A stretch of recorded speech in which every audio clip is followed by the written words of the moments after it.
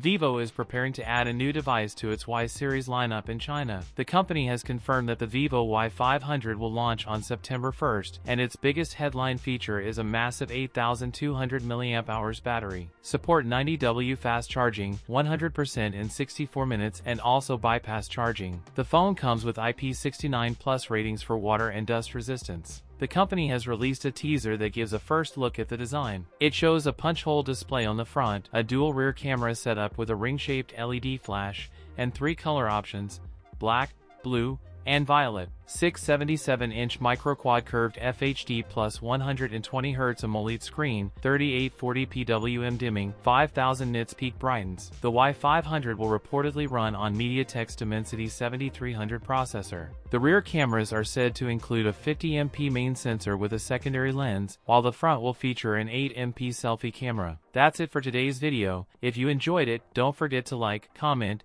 and subscribe for more content. Thanks for watching, and I'll see you in the next one.